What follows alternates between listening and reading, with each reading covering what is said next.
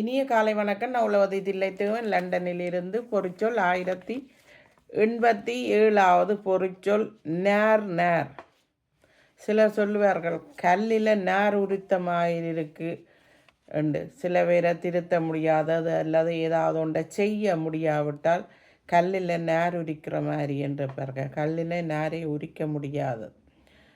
நேர் என்று சொன்னால் நாங்கள் மூரி மட்டையை ஒரு இடத்தை வெட்டி போட்டு அதனை மடித்து அதனை அந்த நேரை எடுப்பார்கள். அதுபோல் வாழை மரத்தில் கூட இந்த நேரை எடுத்து மாலைகள் கட்டுவதற்கு பாவிப்பார்கள். நார். அன்புக்கு ஒரு பதம் வந்திருக்கிறது, நார் என்று. அன்பானவர்களை நார் என்று சொல்லலாம். அன்பு. கயிறு, தும்பு, மட்டை இவற்றையெல்லாம் இந்த நார் என்று சொல்லுவார்கள். நார் இறுக்கி முடித்து கட்டுவதற்காக இந்த நாரை பாவிப்பது.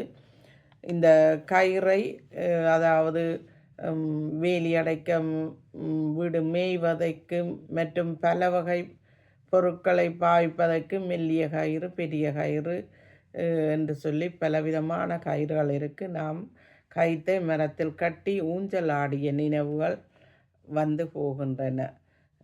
கயிறு. மற்றது மட்டை, தும்பு எடுப்பார்கள். அந்த தென்னந்தும்புகளை எடுப்பார்கள். அந்த தும்புகளை எல்லாம் எடுத்து பழைய காலத்திலே மெத்தை, நாங்கள் படுக்கைக்கு மெத்தை செய்வதற்காக அந்த தும்பை பாய்ப்பார்கள். அதாவது பறவைகள் இந்த தும்புகளை சின்ன சின்ன இதுகளை எடுத்து கொண்டு போய் அதுகள் கூடு கட்டி வாழ்வதற்கு பாவிக்கும். நன்றி, வணக்கம்.